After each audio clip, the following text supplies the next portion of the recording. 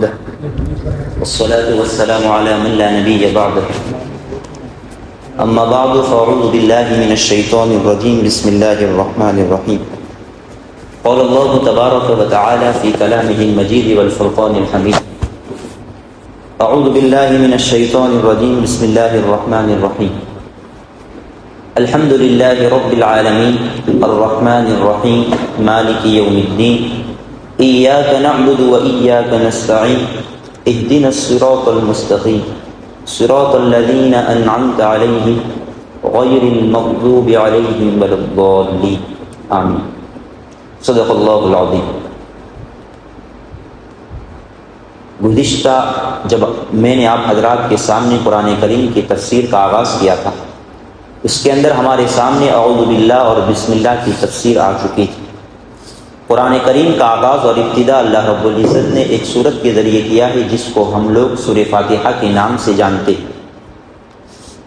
سب سے پہلے ہم اس بات کو جانیں گے کہ سورہ فاتحہ کے کتنے نام ہیں، سورہ فاتحہ کی فضیلت کیا ہے، اور پھر سورہ فاتحہ کا ترجمہ اور اس کی مختصر تفسیر۔ سب سے پہلی چیز یہ ہے کہ یہ جو سورت ہے اس کے اندر 7 آیتیں ہیں، اور یہ قرآن کریم کے اندر نازل ہونے کے اعتبار سے 5ویں نمبر کی سورت ہے۔ سب سے پہلی سورت سورہ فلق، سورہ علق نازل ہوئی، سبح اسم ربک الاعلی، نہیں، اقرأ باسم ربک الذی خلق۔ دوسرے نمبر پر سورہ مدثر یا سورہ مزمل، اور تیسرے نمبر پر سورہ مدثر اور مزمل میں سے کوئی ایک، اور چوتھے نمبر پر سورہ نون، اور 5ویں نمبر پر سورہ فاتحہ۔ لیکن ہم دیکھتے ہیں کہ قرآن کریم کے اندر سورہ فاتحہ کو سب سے پہلے رکھا گیا ہے۔ اس کی وجہ یہ ہے کہ جب قرآن کریم کی کوئی بھی سورت نازل ہوتی تو اللہ کے نبی صلی اللہ علیہ وسلم صحابہ کرام کو حکم دیتے کہ اس سورت کو کہاں رکھنا ہے اور اس سورت کے بعد کون سی سورت رکھنی ہے۔ یہی وجہ ہے کہ اللہ کے نبی صلی اللہ علیہ وسلم کے ارشاد پر صحابہ کرام نے سورہ فاتحہ کو سب سے پہلے نمبر پر رکھا۔ سورہ فاتحہ کا ایک نام فاتحہ ہے، جس کو عام طور پر ہم قرآن کریم کے اس سورت کو جہاں سے آغاز ہوتا ہے اس کے اوپر لکھا ہوا ہوتا ہے۔ فاتحہ کا معنی ہے کسی بھی چیز کا آغاز ہونا یا ابتدا ہونا، اور یہی وجہ ہے کہ قرآن کریم کی جو ابتدا ہو رہی ہے وہ اسی سورہ فاتحہ کے ذریعے ہو رہی ہے، اسی لیے اس سورت کو فاتحہ کہا جاتا ہے۔ اس سورت کا نام دوسرا جو ہے وہ 7 مثانی ہے، جس کو قرآن کریم کے اندر اللہ رب العزت نے سورہ ہجر کی آیت میں فرمایا ہے وَلَقَدْ آتَيْنَاكَ سَبْعًا مِّنَ الْمَثَانِي وَالْقُرْآنِ الْعَظِيمِ، کہ ہم نے محمد عربی صلی اللہ علیہ وسلم کو 7 مثانی عطا فرمائے اور قرآن عظیم۔ اور اسی کی تائید حدیث پاک سے ہوتی ہے، ایک فرشتہ اللہ کے نبی صلی اللہ علیہ وسلم کے پاس آیا اور فرمایا ابشر بنورین اوتیتہما ولم یؤتہا نبی قبلک۔ وہ فرشتہ کہتا ہے اے محمد عربی صلی اللہ علیہ وسلم، آپ کو 2 نوروں کی خوشخبری ہو، اور یہ 2 نور اللہ نے آپ ہی کو عطا کیے ہیں، آپ سے پہلے کسی نبی کو یہ چیزیں عطا نہیں ہوئی، اور اس میں سے پہلی چیز ہے سورہ فاتحہ، اور نمبر 2 خواتیم سورۃ البقرہ، سورہ بقرہ کا آخری۔ اس سے معلوم ہوتا ہے کہ اس سورت کو 7 مثانی بھی کہا جاتا ہے، اور اس کی وجہ یہ ہے کہ یہ بار بار پڑھی جانے والی سورت ہے۔ عام طور پر ہم دیکھتے ہیں کہ مسلمان دن کے اندر 5 مرتبہ نماز پڑھتا ہے، اور نماز کی ہر رکعت میں اللہ رب العزت نے سورہ فاتحہ کو لازم اور واجب قرار دیا ہے۔ اس سورت کا ایک نام ام الکتاب ہے۔ عربی کے اندر عام طور پر ماں کے لیے استعمال ہوتا ہے، لیکن عربی کے اندر جب کسی بھی چیز کی مرکزیت یعنی اس کے پوائنٹ کو بتانا ہو تو اس کے لیے عربی کے اندر کا لفظ بھی استعمال ہوتا ہے۔ اسی لیے عام طور پر مکہ اور مدینہ کو ام القریٰ یعنی بستیوں کی ماں یعنی مرکزیت کے نام سے اس کو یاد کیا جاتا ہے۔ اسی وجہ سے قرآن کریم کی اس سورت کو بھی ام الکتاب کہا جاتا ہے، یعنی کتاب کی مرکزیت والی سورت۔ اب اس کے بعد اس سورت کا ایک نام سورہ شفا کیوں ہے؟ حضرت ابو سعید خدری رضی اللہ تعالیٰ عنہ وہ حدیث کے اندر بیان فرماتے ہیں، عام طور پر ہم نے دیکھا ہے کہ اس سورت کو سورہ شفا اس لیے کہا جاتا ہے کہ شفا کا مطلب یہ ہے کہ اس کے ذریعے پڑھ کر دم کرنا۔ جیسے کہ حضرت ابو سعید خدری رضی اللہ تعالیٰ عنہ ایک مرتبہ ایک سفر پر تشریف لے گئے اور دیکھا کہ ایک بستی ہے، وہاں جا کر آپ نے کھانے کے لیے کچھ چیزیں مانگی، تو وہاں کے جو دیہاتی لوگ تھے ان لوگوں نے منع کر دیا۔ حضرت ابو سعید خدری رضی اللہ تعالیٰ عنہ اس دیہات سے ایک طرف جا کر بیٹھ گئے، پھر اس میں سے اس جو دیہات کا جو سردار تھا اس کو سانپ نے کاٹ لیا، اور جب سانپ نے کاٹ لیا تو وہ لوگ حضرت ابو سعید خدری رضی اللہ تعالیٰ عنہ کے پاس آئے اور آ کر کہا کہ ہمارے سردار کو سانپ نے کاٹ لیا ہے، آپ کچھ پڑھ کر دم کر لے، شفا ہو جائے گی۔ تو حضرت ابو سعید خدری رضی اللہ تعالیٰ عنہ نے یہ شرط پر دم کرنے کو کہا کہ میں آپ کے سردار پر دم تو کروں گا، لیکن اس کے بدلے میں اجرت لوں گا، یعنی پیسے لوں گا، کیونکہ ہم نے آپ سے کھانا مانگا، آپ نے کھانا نہیں دیا۔ اس کے بعد حضرت ابو سعید خدری رضی اللہ تعالیٰ عنہ نے اس صورت یعنی سورہ فاتحہ کو پڑھ کر دم کیا، ان کے سردار کو شفا ہو گئی۔ تو اس قبیلے والے لوگوں نے حضرت ابو سعید خدری رضی اللہ تعالیٰ عنہ کو 30 بکریاں ہدیے کے طور پر دی۔ اس سے معلوم ہوتا ہے کہ اس صورت کا ایک نام سورہ شفا۔ حضرت ابو سعید اللہ کے نبی کے پاس آئے اور آ کر کہا کہ اس طرح کا معاملہ ہوا، ہم کو 30 بکریاں ہدیے میں ملی ہے، کیا ہم اس ہدیے کو قبول کر سکتے ہیں؟ اللہ کے نبی صلی اللہ علیہ وسلم نے فرمایا کہ یہ ہدیہ تمہارے لیے جائز ہے، اور حدیث کے الفاظ ہے کہ آپ اس کے ذریعے دعوت کیجئے اور اس دعوت کے اندر میرا حصہ بھی مقرر کیجئے۔ یہ اب یہاں پر ایک سوال آتا ہے، کیا جھاڑ پھونک کرنا، کیا کسی قرآن آیات کے ذریعے کسی کو دم کرنا، یا پھر قرآن آیات کے علاوہ کسی بھی چیز کے ذریعے دم کرنا اور اس پر پیسے لینا جائز ہے یا نہیں؟ سب سے پہلی بات یہ سمجھ لے کہ قرآن آیات کے ذریعے دم کرنا یہ جائز ہے، اور اگر اس پر کوئی کسی کو اجرت دے دے، کچھ پیسہ دے دے، وہ بھی جائز ہے، اس حدیث سے معلوم ہوتا ہے۔ لیکن مستقل قرآن کریم کے آیتوں کے ذریعے دم کرنے کو ایک دکان کھول کر بیٹھنا اور اسی کو کاروبار بنانا یہ جائز نہیں ہے۔ ایک اللہ والے فرماتے ہیں کہ دم کے اندر عام طور پر ہم دیکھتے ہیں کہ ہمارے گھروں کے اندر ہم دم کرتے ہیں لیکن اس کے اندر وہ طاقت نہیں ہوتی، لیکن جب ایک مولانا دم کرتے ہیں تو وہ بچے کو شفا ہوتی ہے۔ تو اللہ والے فرماتے ہیں کہ دم کرنے کے لیے آدمی کے اندر دم ہونا چاہیے، یعنی اس کے اندر تقویٰ ہونا چاہیے۔ تو جس آدمی کے اندر دم ہوگا، تقویٰ ہوگا، اسی کا دم دوسرے آدمی پر، دوسرے شخص پر، دوسرے بچے پر اثر کرے گا۔ تو جو لوگ دوسرے لوگوں پر دم کرنے کے لیے ایک دکان کھول کر بیٹھتے ہیں اور اسی کو اپنا مشعل راہ اور اپنی زندگی کے اندر کمائی کا ذریعہ بناتے ہیں، اسلام کی روح کے اعتبار سے اور اللہ کے نبی صلی اللہ علیہ وسلم کی تعلیمات کی لحاظ سے یہ جائز نہیں ہے۔ لیکن کبھی کوئی امام صاحب کے پاس آ گیا، کچھ پڑھ کر امام صاحب نے پھونک دیا، یہ جائز ہے، اسلام کے اندر اس کا جواز ہے۔ اب ایک مسئلہ عام طور پر جس کو لوگ اختلافی مسئلہ بیان کرتے ہیں، اس کی میں آپ کے سامنے مختصر تشریح بیان کروں گا اور آپ کو سمجھاؤں گا کہ جو لوگ، جو ہمارے مسلمان بھائی ہم پر یہ اعتراض کرتے ہیں اور ہم پر سوال کرتے ہیں اور اس کے بعد ہم جواب نہیں دے پاتے، پھر ہم مایوس ہو کر ان کی بات کے اندر آ کر اپنے مسلک اور اپنے مذہب کو چھوڑ دیتے ہیں، کیونکہ ہمارے پاس وہ جواب موجود نہیں ہوتا۔ اس لیے میں آپ کے سامنے ایک بڑا پیچیدہ مسئلہ بیان کر رہا ہوں، اس کو دھیان سے سنیں۔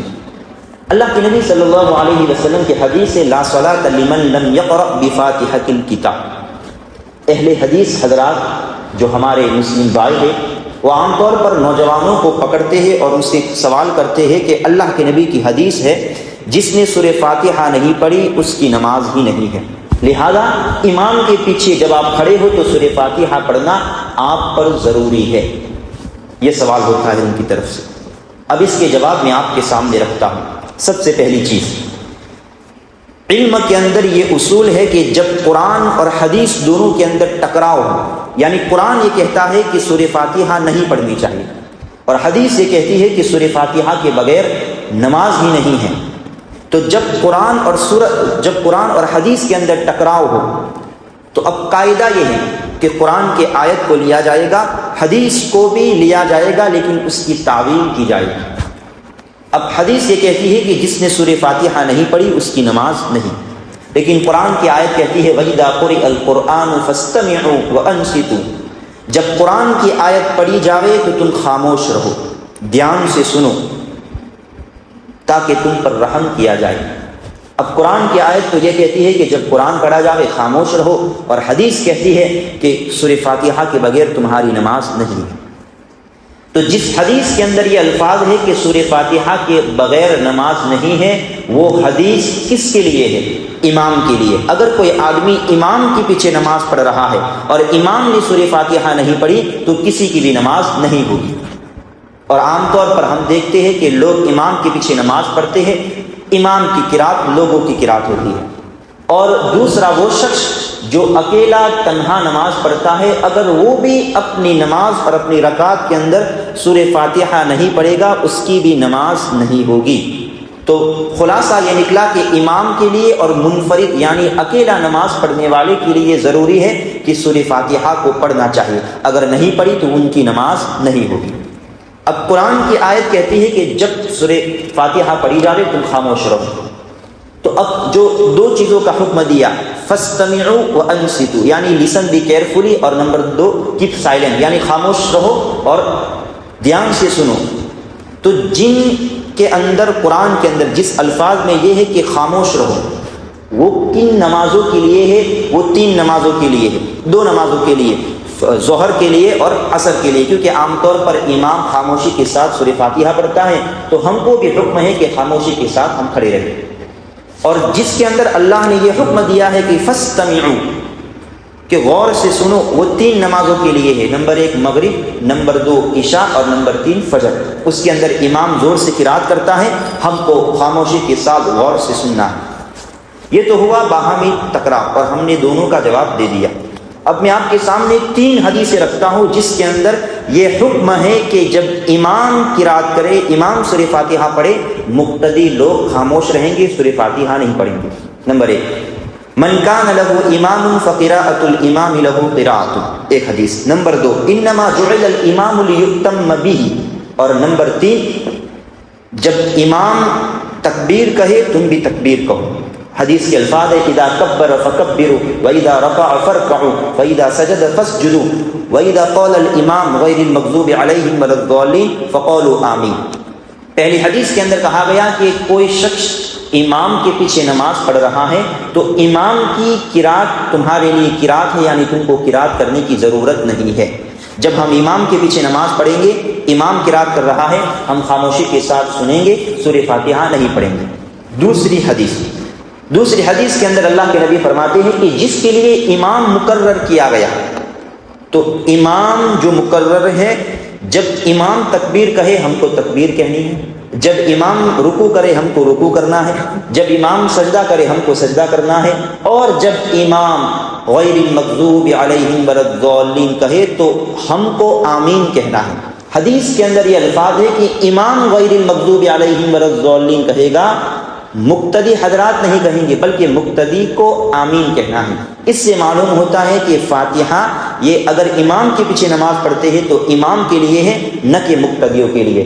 ان تمام چیزوں کا خلاصہ یہ ہے کہ جب آدمی امام کے پیچھے نماز پڑھتا ہو یا تنہا نماز پڑھتا ہو، ان دونوں صورتوں کے اندر، پہلی صورت کے اندر امام کے پیچھے نماز پڑھ رہا ہے تو وہاں مقتدی حضرات کو خاموش رہنا ہے، امام کی قرات کو سننا ہے، اور جب تنہا نماز پڑھتا ہے اس کے اندر جو بھی آدمی تنہا نماز پڑھ رہا ہے اس کو سورہ فاتحہ پڑھنا ضروری ہے۔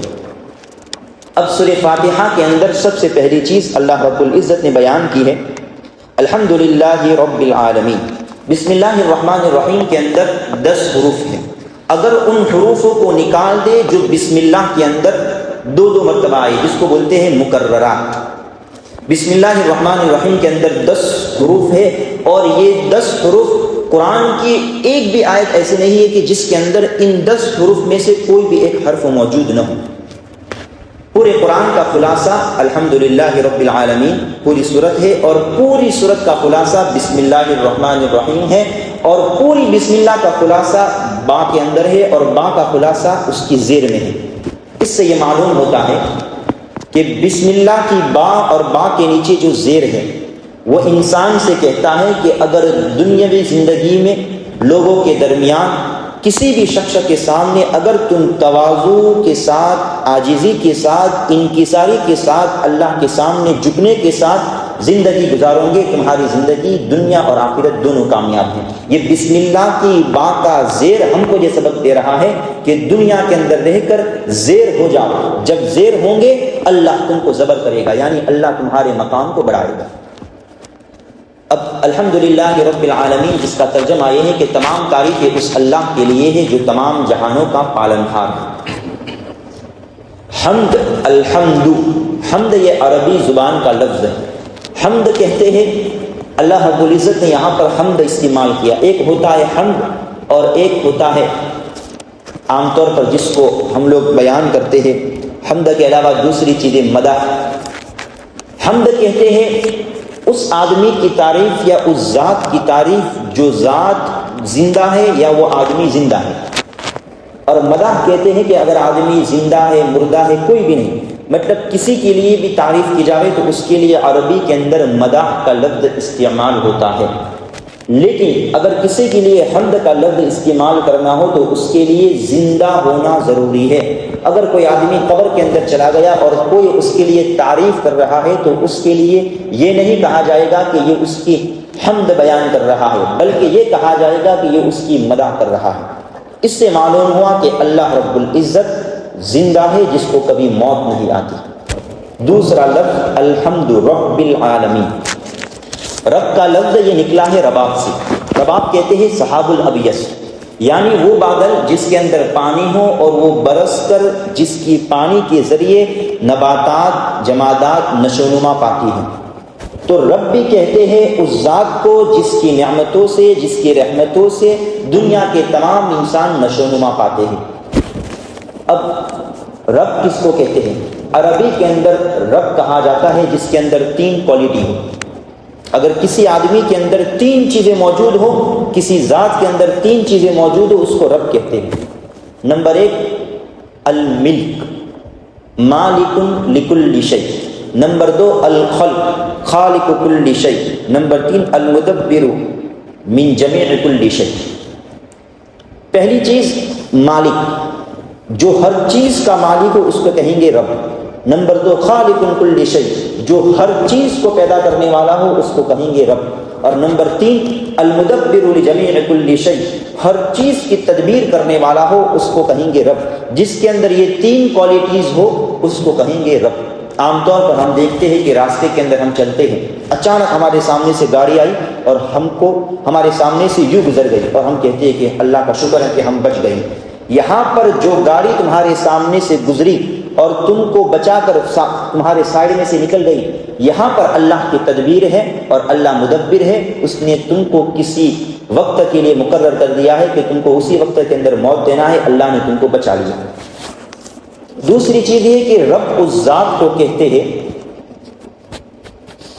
جو انسان کو جس وقت میں جس چیز کی جتنی ضرورت ہوتی ہے، انسان کو جس وقت میں جس چیز کی ضرورت ہوتی ہے وہ چیز دینے والا وہ رب ہوتا ہے۔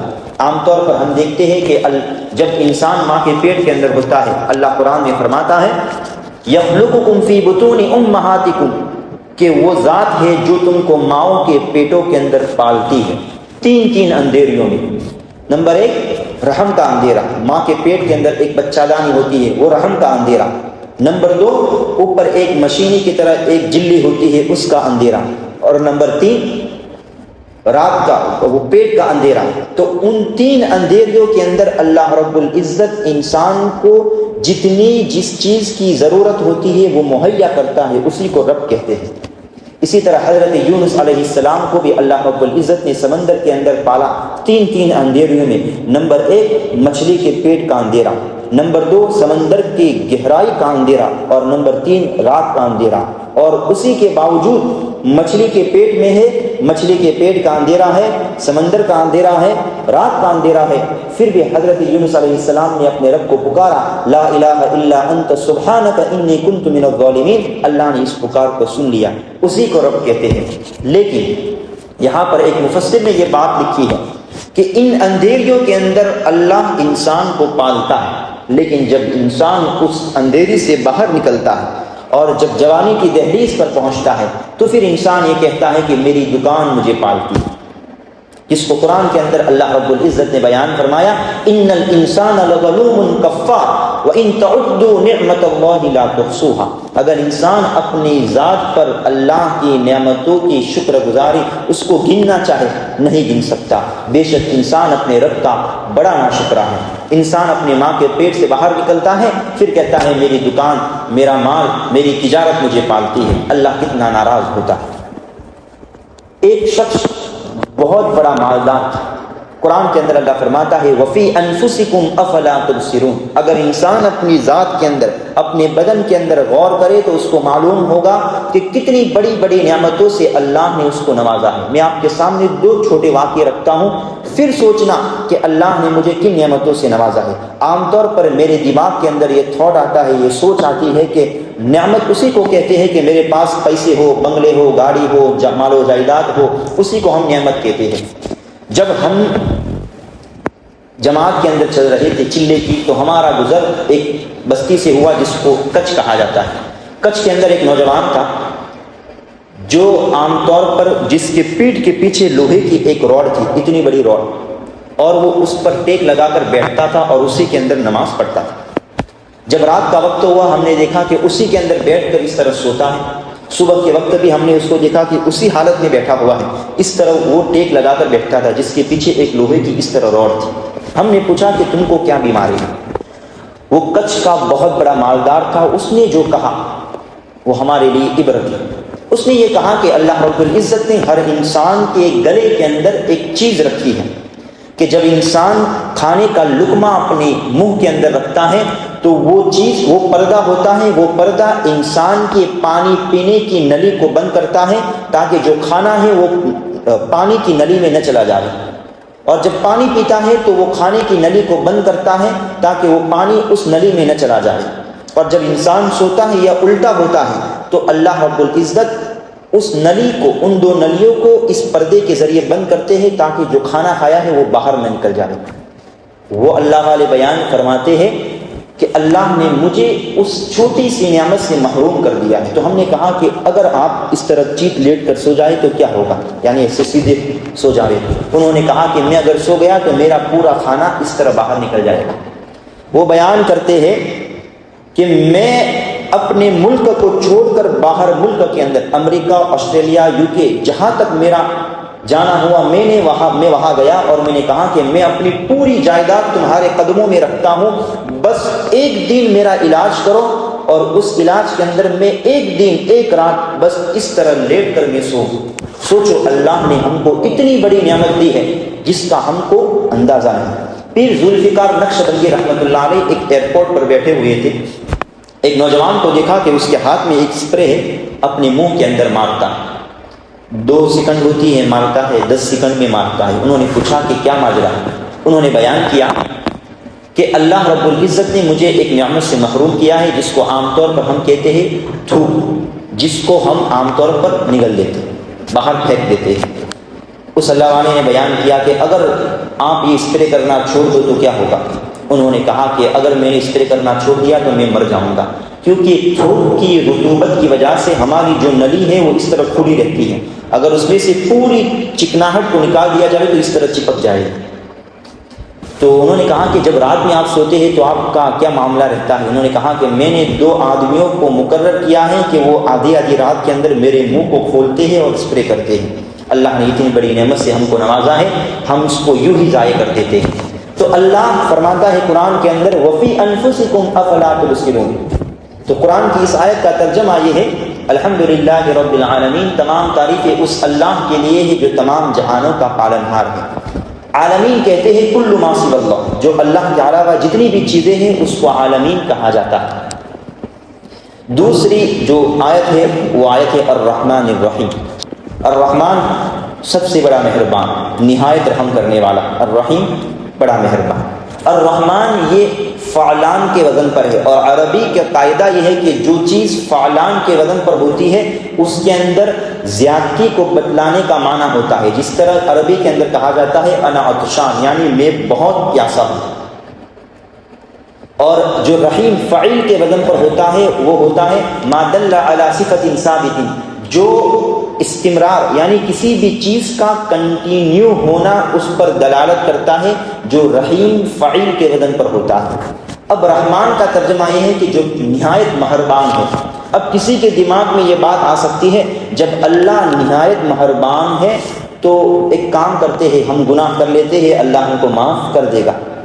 اللہ نے آگے والی آیت میں فرمایا مالک یوم الدین، اس دھوکے میں نہ رہنا کہ اللہ تمہارے گناہوں کو معاف کر دے گا، تم گناہ کرتے رہو، بلکہ تمہارے سامنے کل قیامت کا دن ہے، وہ قیامت کے دن کا مالک ہے، اور اس وقت تم کو اپنے گناہوں کی سزا بھگتنی پڑے گی۔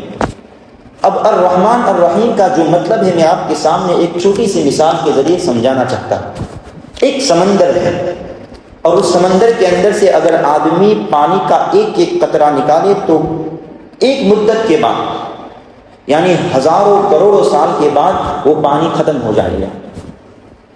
تو عطشان کہتے ہیں کہ بھرا ہوا، یعنی اللہ کی رحمت بری ہوئی ہے۔ اب کسی آدمی کے ذہن کے اندر یہ سوال آ سکتا ہے جب اللہ کی رحمت بری ہوئی ہے، اللہ 7000 سال سے لوگوں کو اپنی رحمت تقسیم کر رہا ہے، اس کی رحمت ختم ہو سکتی ہے۔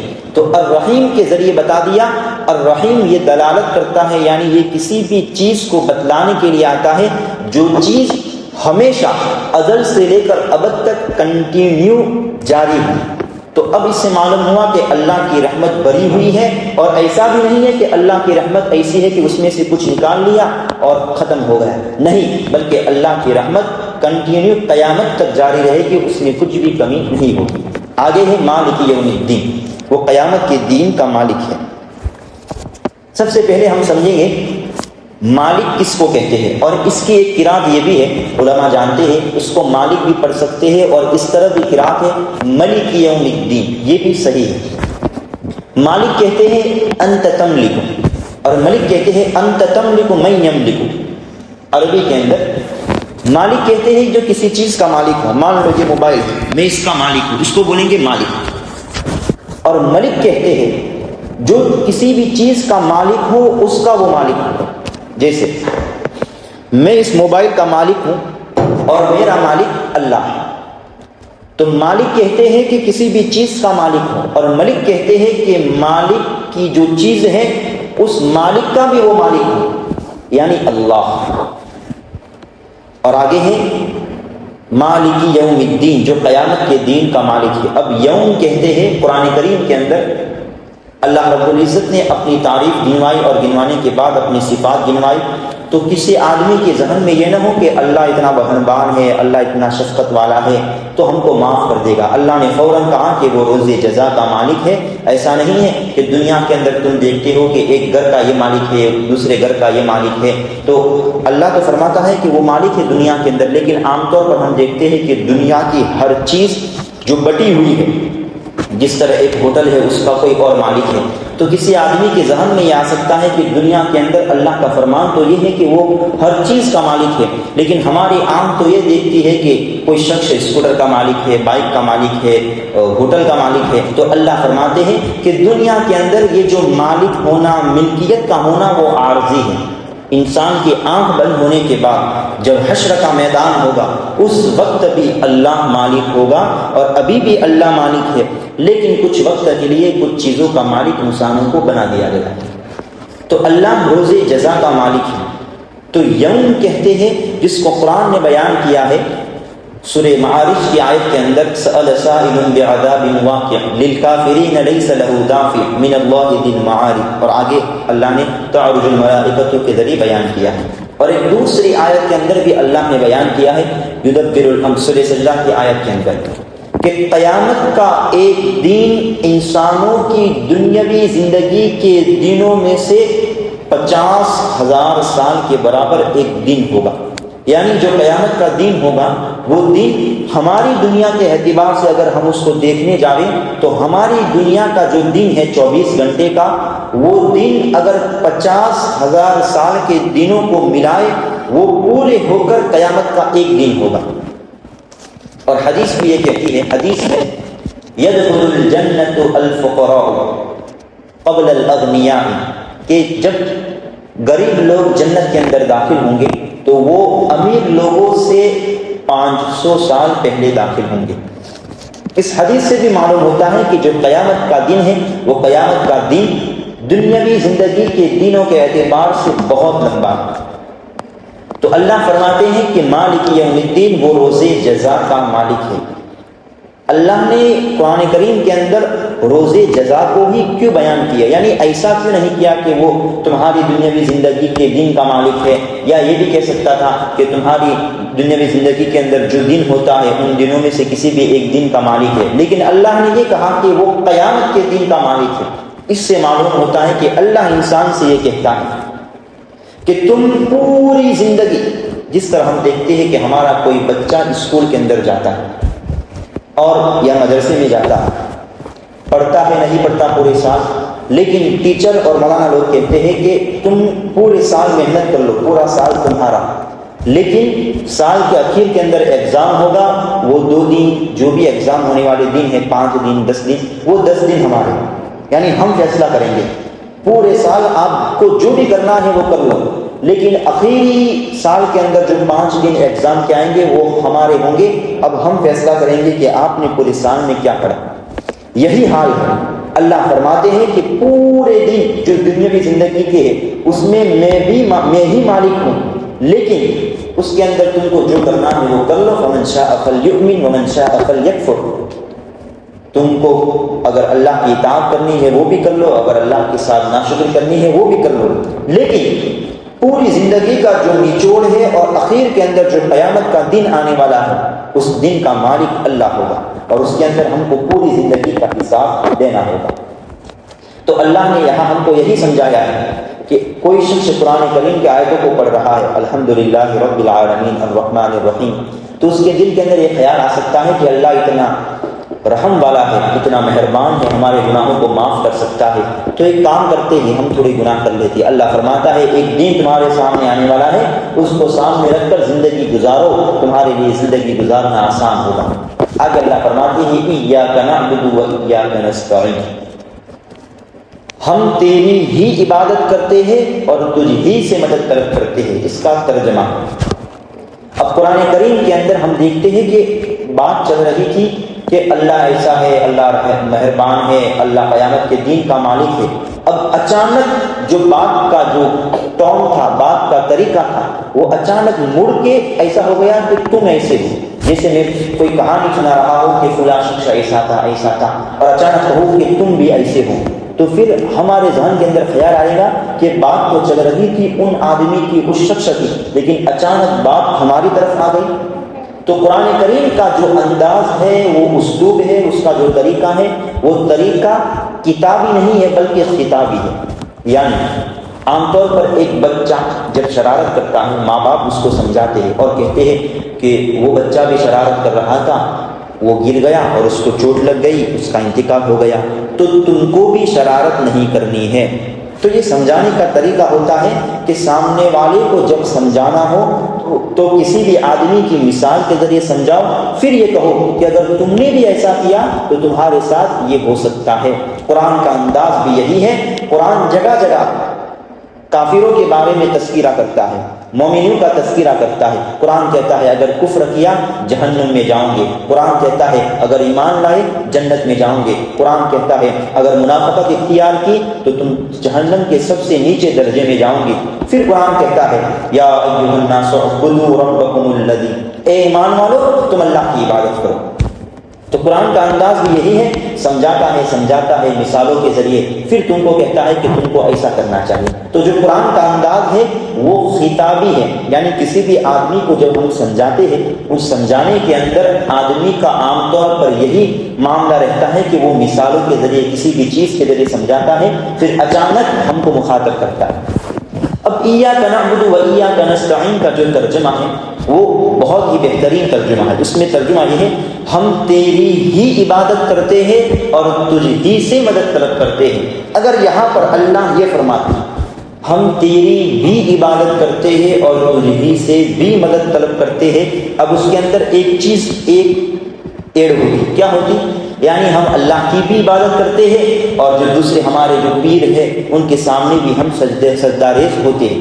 لیکن اللہ نے ایاک کو لا کر تمام چیزوں کی نفی کر دی کہ صرف عبادت اگر ہوگی تو وہ اللہ ہی کی ہوگی, اللہ کی بھی نہیں ہوگی. اور مدد اگر مانگی جائے گی تو اللہ ہی سے مانگی جائے گی, اللہ سے بھی نہیں بلکہ اللہ سے ہی مانگی جائے گی. ایک مثال, کوئی شخص تمہارا دوست ہے اور تم کو اس کی کوئی بات پر شک ہوا اور تم اس کو قسم کھلاتے ہو اور کہتے ہو کہ تم کو قسم کھا کر یہ بات کہنی ہے کہ میں تمہارا ہی دوست ہوں.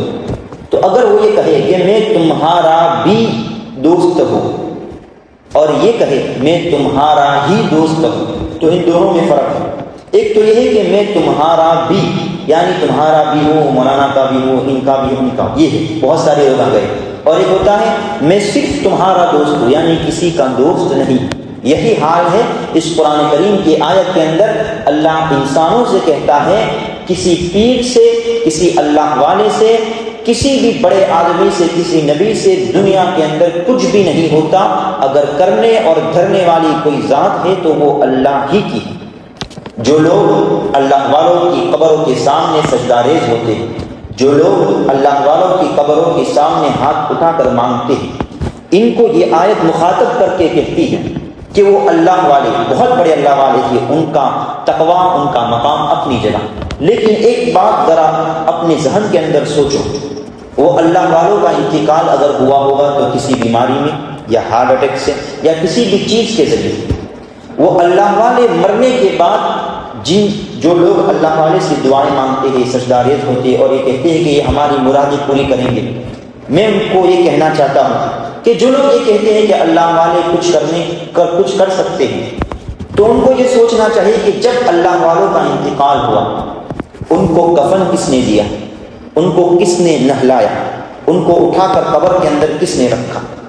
جو شخص اپنی موت کے بعد اپنا کفن نہ پہن سکے, جو شخص اپنے موت کے بعد اپنے آپ کو نہ نہلا سکے, جو شخص اپنی موت کے بعد اپنے آپ کو قبر کے اندر نہ رکھ سکے بلکہ کتنے لوگوں کے کندھوں کے ذریعے اس کو قبرستان لے جایا جا سکے, اس شخص کو ہم مٹی کے اندر دبو کر, وہ جب ہم نماز جنازہ پڑھتے ہیں تو وہ جو میت ہوتی ہے وہ ہمارے سامنے ہوتی ہے, تو جب سامنے ہے وہ میت ہمارے سامنے ہے پھر بھی نہیں سن رہی تو منو من مٹی کے اندر وہ تمہاری آواز کو کیسے سنیں گی. یہ شیطان نے ہمارے دل و دماغ کے اندر پردے ڈالے, ہمارے دل و دماغ کو خراب کیا اور یہ کہا, اس نے اللہ سے وعدہ کیا تھا لَأَقْعُدَنَّ لَهُمْ صِرَاطَكَ الْمُسْتَقِيمَ کہ میں تیرے بندوں کے راستوں کے اندر بیٹھوں گا اور ان کو گمراہ کروں گا. یہی ہے کہ شیطان ہم کو گمراہی کے اندر ڈالتا ہے اور یہ کہتا ہے اللہ بھی عبادت کے لائق ہے اور دوسرے لوگ بھی عبادت کے لائق ہیں. شیطان ہم کو یہ کہلوانا چاہتا ہے اللہ بھی مدد کر سکتا ہے اور دوسرے لوگ بھی مدد کر سکتے ہیں. اللہ نے صاف اس آیت کے اندر اعلان کر لیا ایاک نعبد و ایاک نستعین, اللہ ہی کی عبادت کریں گے, اس کے سوا کسی کی بھی عبادت نہیں کریں گے اور اللہ ہی سے مدد مانگیں گے, کسی سے کوئی مدد نہیں مانگیں گے. یہ قرآن کریم کی آیت ہم کو یہ سبق دیتی ہے. جب ہمارے سامنے یہ آیت آ گئی اور اس کے اندر حکم دے دیا گیا کہ اللہ ہی کی عبادت کرنی ہے, اللہ ہی سے مدد طلب کرنی ہے, اس کے بعد بھی اگر میں کسی پیر کے سامنے, پیر کی قبر کے سامنے, وہ قبر کے پاس جا کر ان کو کچھ پڑھ کر دے دینا یہ ثواب ہے, یہ دے سکتے ہیں. لیکن ان کے سامنے, ان کی قبر کے سامنے ہاتھ اٹھا کر مانگنا, ان کے سامنے سجدہ ریز ہونا یہ جائز نہیں ہے, حرام ہے. اگر کوئی شخص ان آیتوں کو سننے کے بعد بھی اس قبر والے کے سامنے جا کر سجدہ ریز ہوتا ہے, مدد مانگتا ہے, پھر کل قیامت کے دن اللہ پوچھے گا تمہارے سامنے میرے قرآن کریم کی آیت آئی تھی جس کے اندر یہ کہا گیا تھا کہ اللہ ہی عبادت کے لائق ہے, اللہ ہی کی عبادت کرنی چاہیے, تو ہمارے پاس کیا جواب ہوگا؟ جس اللہ نے ہم کو پیدا کیا, کھلایا پلایا, موٹا کیا, اب اس اللہ ہی کی ہم عبادت نہ کریں تو پھر انسان دنیا کا سب سے بڑا ظالم ہے۔ اللہ رب العزت سے دعا ہے کہ اللہ رب العزت ہمیں عبادت کے اندر اخلاص اور للہیت عطا فرماؤ، نشو و نما سے، ریاکاری سے ہماری حفاظت فرماؤ۔ جو قرآن کریم کے آیتوں کی تفسیر کی گئی اس کے اندر جو احکام ہے اللہ اس پر ہم کو عمل کی توفیق عطا فرمائے، آمین۔ وآخر دعوانا الحمد للہ رب العالمین۔